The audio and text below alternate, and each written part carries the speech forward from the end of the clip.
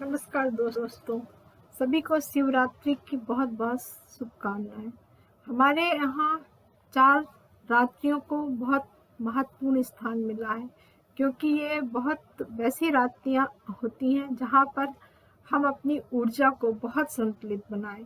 इनमें से 4 रात्रियों की बात करते हैं तो आपको सबको दीपावली की रात्रि याद होगी। इसी तरह शिवरात्रि होती है, एक कृष्ण जन्म की रात्रि होती है, एक होलिका की रात्रि होती है। इन 4 रात्रियों में विशेष पूजन का विधान 2 उत्तरायण में है, 2 दक्षिणायन में है।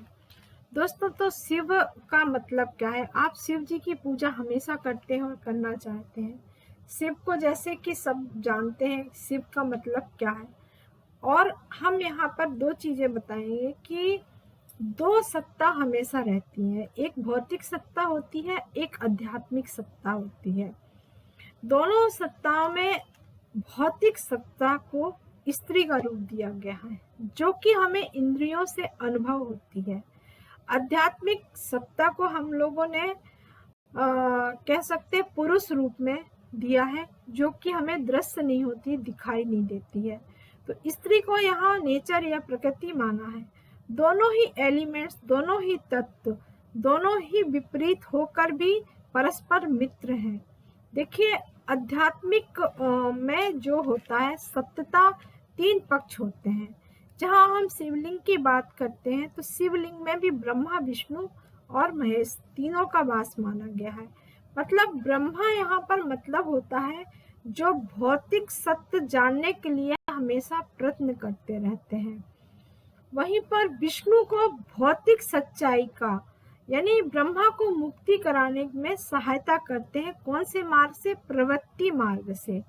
तो भौतिक सच्चाई को जानते समय ब्रह्मा उसमें लिप्त होने लगते हैं, तब वहां पर शिव जी का रूप होता है, जो कि इस जगत को, मतलब भौतिक सत्ता को अस्वीकार कर देता है। तो वह वहां पर ब्रह्मा को मुक्ति में सहायता देने लगते हैं, यानी निवृत्ति मार्ग है। तो शिव को हम ऐसे समझ सकते हैं कि यह देवत्व का तपस्वी रूप है। मतलब हर वस्तु के प्रति उनकी आंखें बंद हैं, जो भौतिक बात को जन्म देती हैं।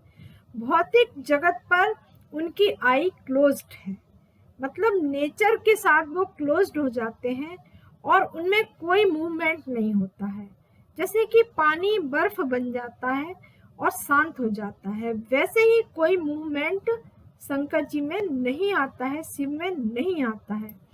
वहीं पर भौतिक सच्चाई को जानने के लिए विष्णु जी को मोहिनी रूप रख के शिव जी के पास बसंत ऋतु में और महाशिवरात्रि के रूप में आना पड़ता है।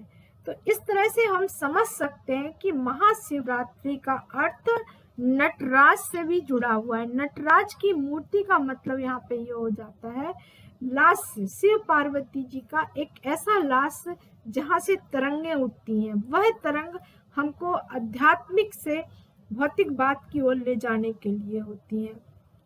दोस्तों, यहीं पर उत्तरायण सूर्य का भी यही मतलब होता है। काफी डीप होता है शिव जी का लिंग स्वरूप। देखिए, लिंग स्वरूप की हर जगह वर्णन है और 2 ही चीजें बहुत पुराने काल से हैं, एक शिवलिंग स्थापित है और एक शालिग्राम।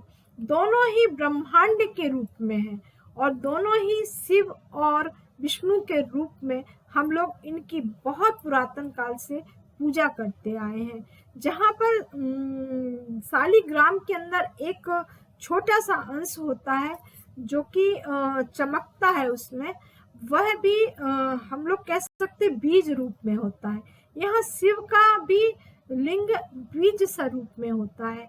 ये बीज स्वरूप ही हमारे जीवन में बहुत जरूरी होता है, जो कि हम आध्यात्मिक और भौतिक में एक अच्छा संतुलन बना सकते हैं।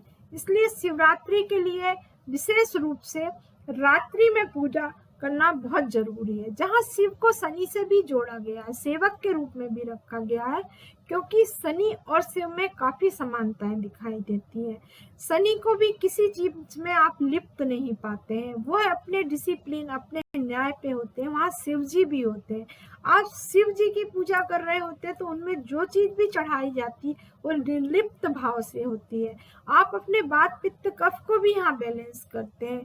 तो इस तरह इनकी जो 4 पहर की पूजा है, तो ब्रह्मांड में जो 4 चीजें हैं उनके ऊपर एक बहुत बड़ा अंतरिक्ष तत्व होता है, वो शिव के रूप में होता है।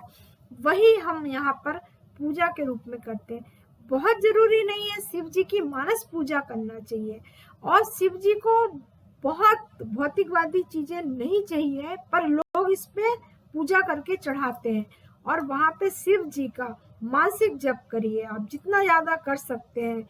जैसे कि महामृत्युंजय जप होता है, वैसे ही शिव जी के मंत्र को करते रहिए आप रात्रिकालीन। आपसे अगर रात्रिकालीन पूजा नहीं होती है तो निश्चित जानिए कि आप इस रात्रि को कुछ ऐसी पॉजिटिविटी के साथ जागिए जिससे कि आपके अंदर वो निगेटिविटी नहीं आए, और आप इस शिवरात्रि को ऊर्जावान, यानी इस समय ऐसा आनंद प्राप्त होता है, वह आनंद आध्यात्मिक और भौतिक ऊर्जाओं का होता है। इसी के साथ शिवरात्रि की पुनः शुभकामनाएं।